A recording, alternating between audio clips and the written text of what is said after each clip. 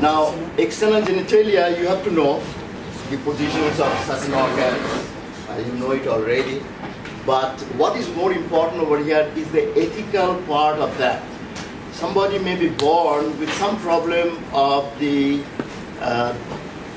developmental sexual defect. So DSD is the common word people use it, developmental sexual defect. And you will be using that term rather than somebody is born with a defect and you say the word like hermaphrodite.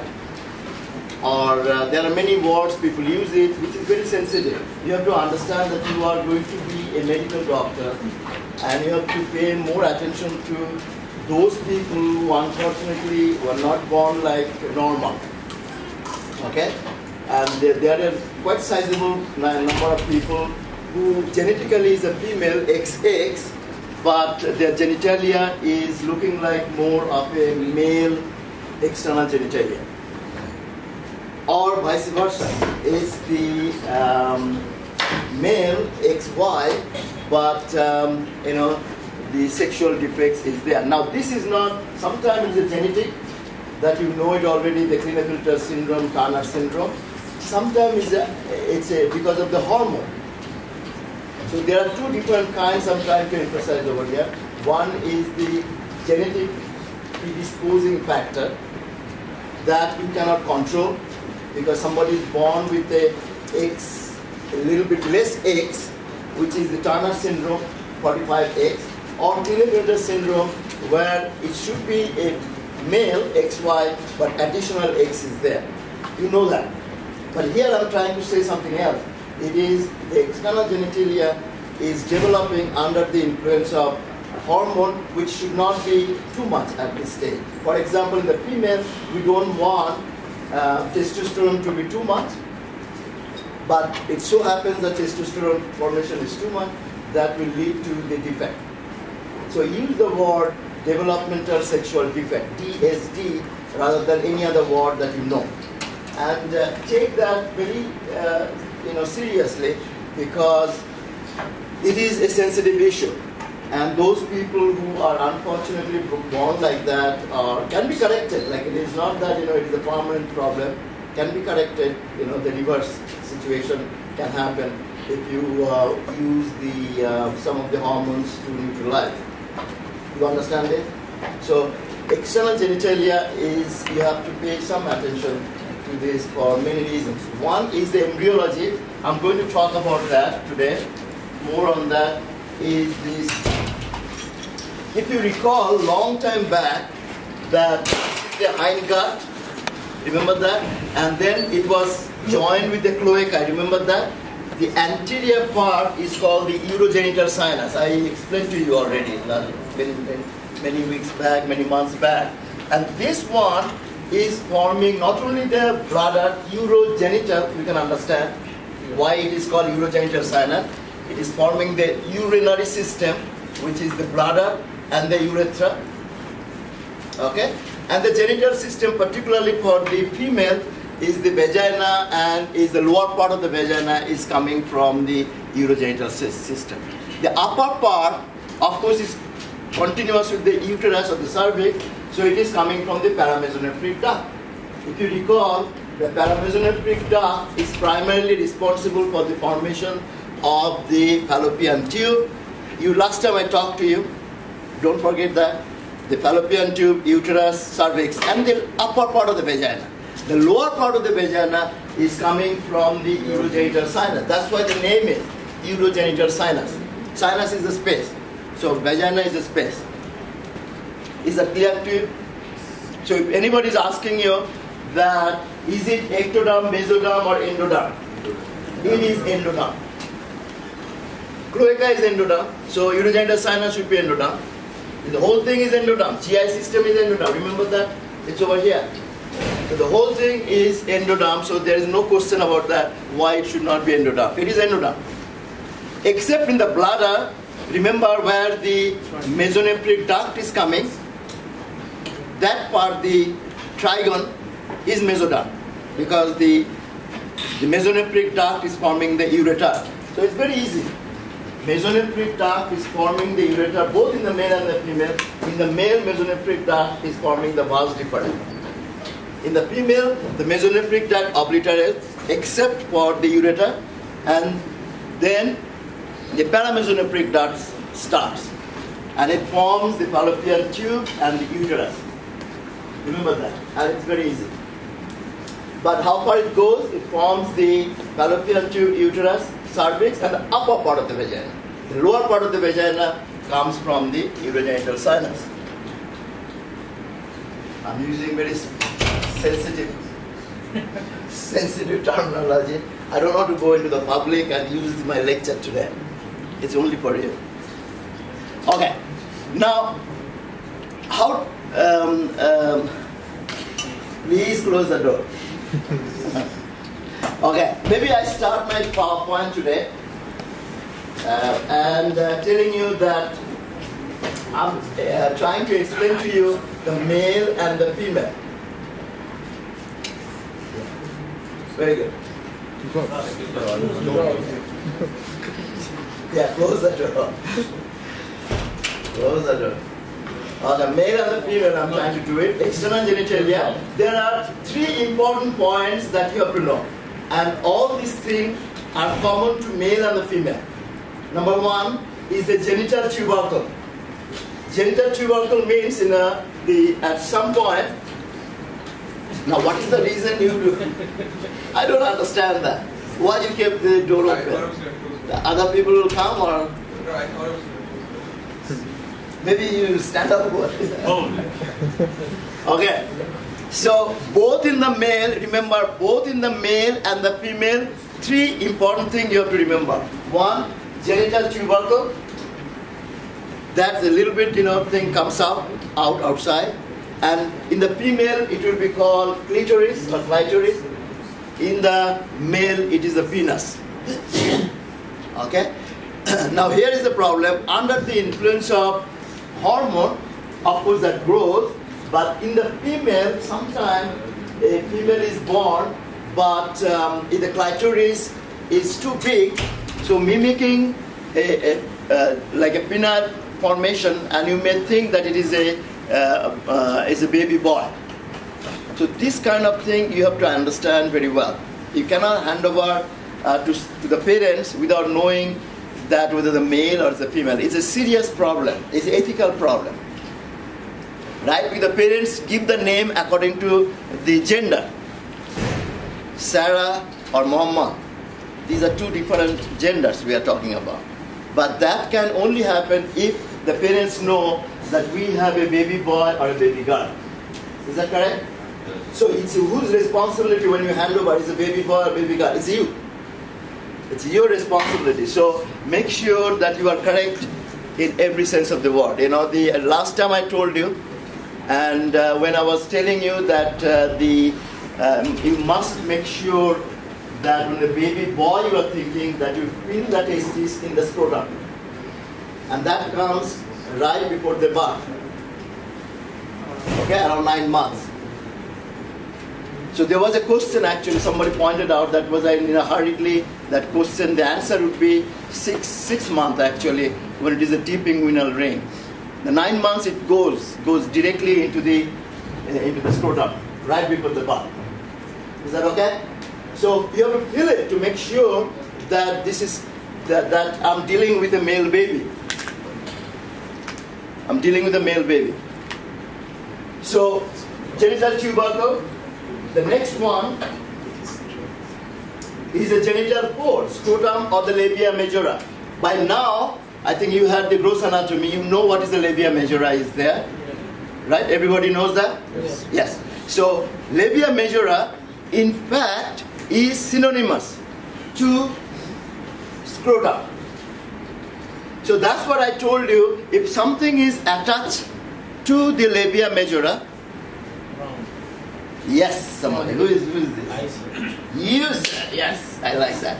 It is a round ligament of the uterus. Remember the round ligament? Because that's the reason the ovary is supposed to be in the labia majora, but cannot go down because of the uterus. Now it's clear to you. Last time you were still fumbling thinking what Dr. Paul is talking about. But now it's absolutely clear to you that labia majora is similar to the scrotum. So if labia majora is increased in size, what will happen is it closing the vaginal opening, it will mimic, it will look like a scrotum. It will look like a scrotum. And again, under the influence of some hormone, I'm coming to that, again it is called the defect, sexual defect, DSD, developmental sexual defect. Use the word development sexual defect. That's a nice word. And people are using it in the new books, writing DSD rather than anything else. Okay? So, genital fold, both are the synonymous. Scrotum is similar to labia majora. Let's see the next one.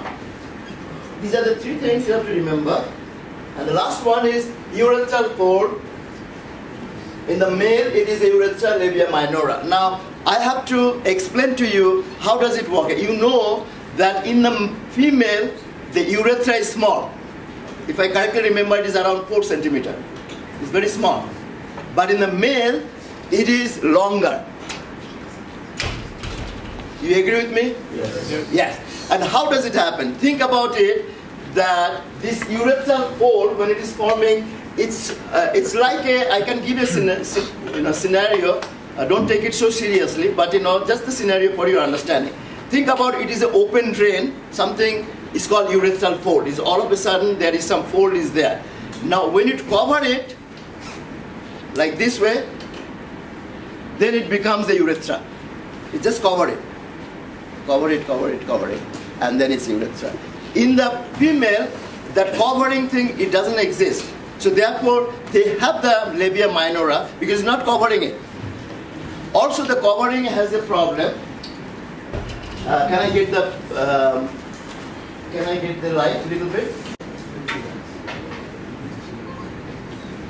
So this is the male penile part I'm trying to draw over here. What I'm trying to show you, this is the urethra which is covered. It's covering. Sometimes the covering does not happen up to the end. So that can create a problem.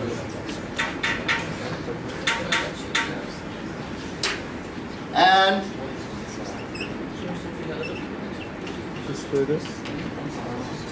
what is that called? Hypospadias. So hypospadias, you can understand that under the genetic influence it should cover, but it stops all of a sudden. Then this urethra is not at the tip of the glans penis. It just goes over there. Now, this hypospadias you have to diagnose ahead of time. That means when the baby is born, before you give it to the parent, you should say that this baby has a problem. What is translated into the fact is the hypospadia. And what is the hypospadia? Because the tip of the penis doesn't have the urethra. Now, if you do not diagnose that ahead of time, you can wait a little bit and diagnose it later, that's fine. But it has to be done very quickly because this baby, one day it will be in the adolescent period, will be one time at 20 years old and then 25 years old and then get married. So what will happen? This is the baby who is born. Okay, you may say, oh, is it too big of the penile thing I'm drawing it? This is for you to make you understand. But I'm now drawing something adult. Okay, see this baby, how it will look like now.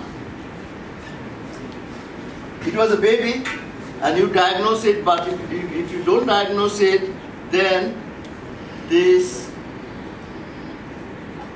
will be like this.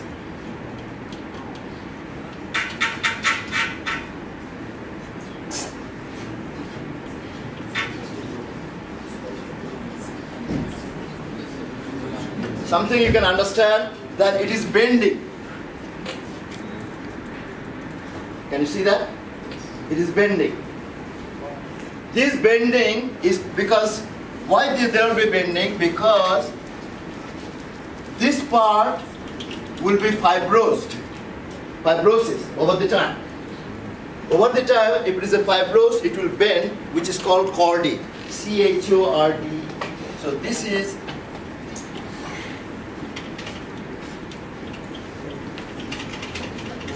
I'll put it properly.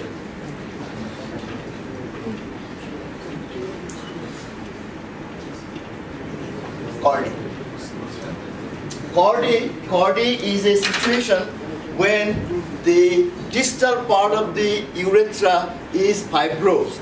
That will bring the penile part down. And that can create a problem for the intercourse. This guy will come back to you. He said, doctor, what did you do? You did not diagnose that I'm hypospadias. But you can correct it right away. I had not this dean, my previous dean was a pediatric surgeon. I used to see how he used to do the surgery for the hypospadias. It's not a difficult procedure. You just bring the urethra at the tip. But you have to do it, it has to be within a couple of years. Within 5 years, probably.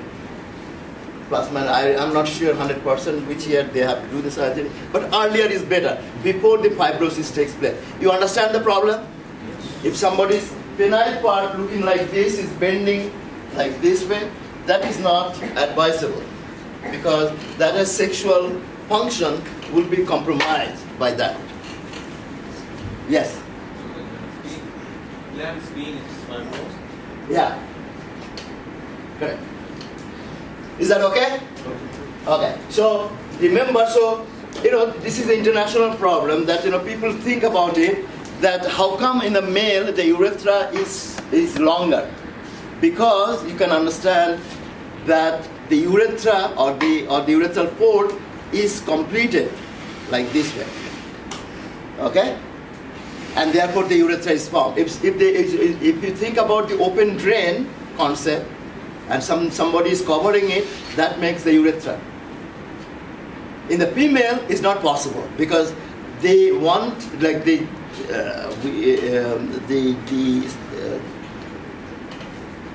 genetically we want the vagina should be there. There should be a space over there. So we cannot cover it. You understand this? So if we cannot cover, that will lead to labia minora, and the urethra will be smaller inside, around 4 centimeters. Is that clear? Okay. So remember these three things. One is the genital tubercle, that is the penile part of the clitoris, genital fold, the scrotum of the labia majora, and urethral fold, urethra of the labia minora. Now this is exactly showing over here that all three are actually coming from this side. If you look at carefully, maybe I'll show you over here. This is the genital tubercle over here. Both in the male and the female will look like this at certain point. So they have this fold, they have the tubercle, they have the genital fold and the fold over here, and the swelling over at the outside. Okay, the swelling is forming either the scrotum or the labia majora. The fold is labia minora of the urethra, and the tubercle is the penile part or the clitoris. Now then, you can see that how in the male it forms the urethra, is folding it and then closing it and forming like this. Okay, it's very easy for you to understand how the genital tubercle and the fold and the swelling work. This is exactly showing the same thing, but you can see in the female that it is not closing the gap. If it is closing the gap, then it will be the urethra. Again, external genitalia, in another way you're looking at the three things. Once again, the penile part, urethral fold, and you can make it out that how the scrotum is forming because of the swelling they join together. So the development of the urethra, the epithelium of most of the male and the entire female urethra is derived from the endoderm of the genital sac. We asked in the exam that what is the origin of the urethra, and very easy because it has to be endoderm. So some epithelium, endoderm is mostly epithelium, epithelium of the GI tract, epithelium of the lung, they're all the endoderm we are talking about. So the epithelium is responsible for the formation of the urethra. Okay, most of the part. That's what is written.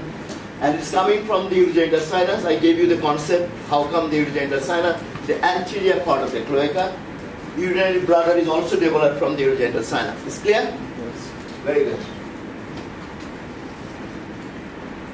Now, male and female external genitalia, note the development of the normal situation, like how it is closing it. This is exactly, this is the normal, this is nothing wrong over here. It's just closing it to forming the urethra. Just to show you that. Why the urethra is too much or is increased in size or increased in length in the male, because it is closing. In the female it does not. Now is the hypospadias. I'm showing you. If it does not close, you can see that it may not be closed over here or over here, or maybe both sides, or maybe over here, all three possible. But one place possible, three, here it's showing the three places, but that's called the hypospadias in the males. And I told you the problem associated with that, the formation of the chordae, which is the connective tissue, okay? And that actually bend the penile part. In the future, it can create a problem. Female external genitalia is the same way. You can understand that if it grows a little bit and if it is folding it, then it will form the urethra. But it is not. So it has to retain this labia minora and the labia majora. Now this is the last part. This is the last part. I tried to explain it to you, developmental sex disorder. And I request all of you to, in the future, take this part a very sensitive way. Like, you should understand the person who has a problem of developmental sex disorder, he or she is not a normal person. Sometimes they are accountable to the society. And they may feel very embarrassed. And if you do not help them, there is nobody else can help them. It is your duty to help them. You have to understand what they are going through and what is the problem all about. I told you there are two distinct different parts of that. One is the genetically controlled, like an extra X or extra Y. I gave you the idea about the Turner syndrome or Klinefelter syndrome. In Turner syndrome, one X is less. It's a female, but one X is less. On the other hand, in the Klinefelter syndrome, it's a male. Is the XY, but additional X is there. But this is different.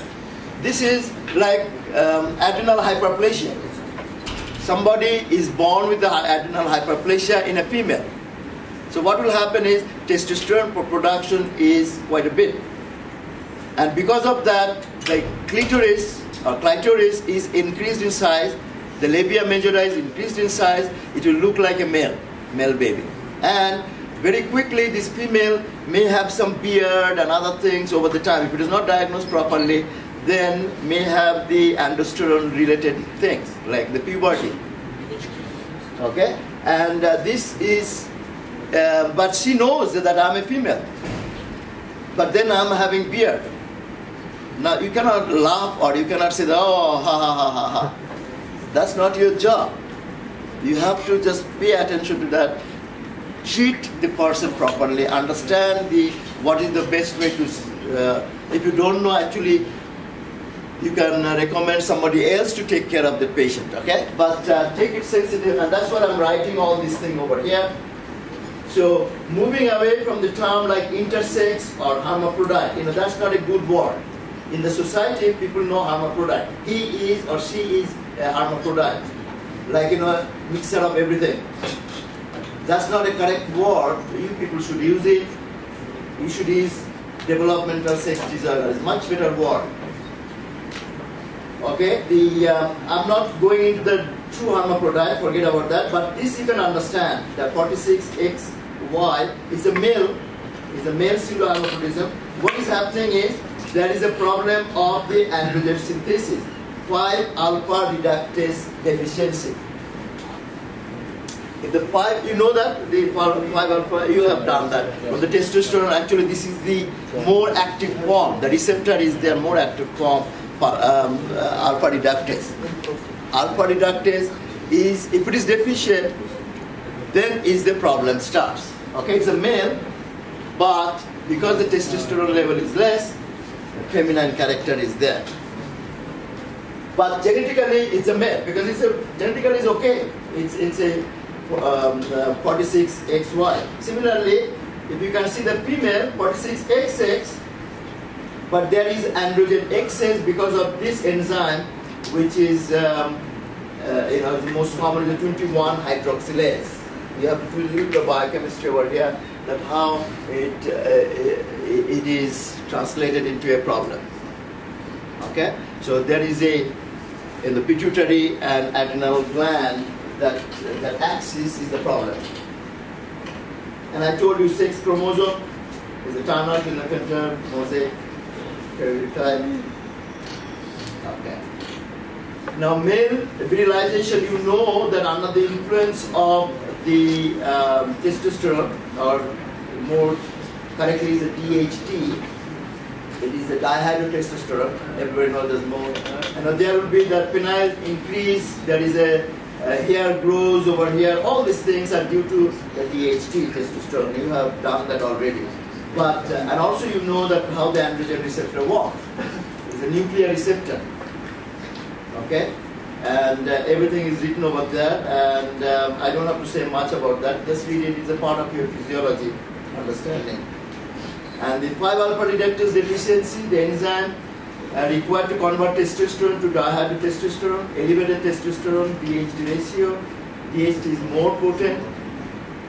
So lack of virilization of the male fetus. So if there is a deficiency of that, it's a male fetus, but when it is growing, the DHT is not working anymore. Dihydrotestosterone is not there because of the 5-alpha reductase deficiency. You have done that. It's not a rocket science I'm talking. It's very easy. Now, I put this one over here. Tell me what would be the answer. This patient with 5-alpha reductase deficiency has the following features, except what is missing over there? What should not be there? Yes, fallopian tube should not. So remember, genetically, this is genetically a male. So do not think that all these things, the fallopian tube there. So you can actually before, if you are thinking of, this is very important. If you are thinking about that this baby has a problem, then do all the investigation that there is no fallopian tube. So it is a male baby. When you see this type of thing, you feel that is a vagina over here, isn't it? Yes. Looks like a vagina. If you pull the clitoris up, but it's a male baby. It is a male baby. So if it is a male baby, there should not be any fallopian tube. Then do some karyotype. Do some genetic test to make sure when you are handing over the baby to the parent, you are absolutely correct. The female pseudohyperrhoditism is a person with the intersexual conditions have a chromatin positive nuclei and a 46 XS chromosome constitution. This anomaly results from exposure of the female fetus to excessive androgen. Often it's called the adrenal hyperplasia. So the external genitalia will be increased in size, mimicking a male baby. Now you can see that. So what you see over here, this one you can see that labia majora is increased in size and joined in the middle. So it's obliterating the vaginal orifice. But the clue, if you are an alpha student or a doctor, then you know, you see that there will be no testes, isn't it? The testes will be missing. So there are two types of consultants when the baby is born. They come. Number one is the first one who delivers the baby is a gynecologist or obstetrician. But he or she is responsible to hand over the baby, not to the parent, to the pediatrician. It is the responsibility of the pediatric person to see whether it is a male or the female baby. The gynecologist, they deliver, khalas, my job is finished, go home for coffee. But when the parent is in front of that, before that a pediatrician will come, say that here is your male baby. Before you do that, you have to do a battery of tests. Make sure that you are okay.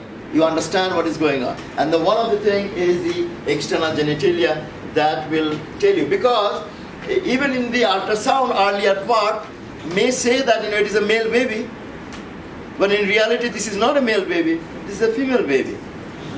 So it is your responsibility. You must make sure that you are absolutely correct.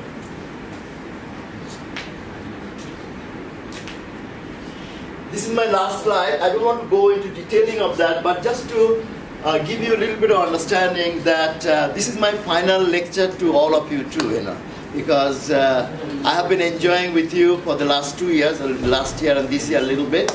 But I leave this slide with you because you are learning embryology for a reason, that you understood by now that over the time that it makes sense to you how the organs are developed. We started with that ectoderm, mesoderm, endoderm, how our body is shaped, the congenital abnormalities, including the last slides over here, sensitive, but I wish all of you, is written everything over there, that gender assignment, what to say to the parents, to operate or not to operate, psychosocial care, disclosure, support to the group, which is the last part, is the most important part.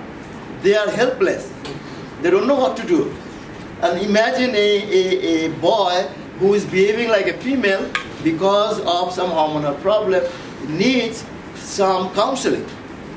Nothing wrong in the society. We will see that many people, you know before me, you know already, but that should be taken with a sensitive way, not with a laughter or anything that will harm the person. Thank you very much.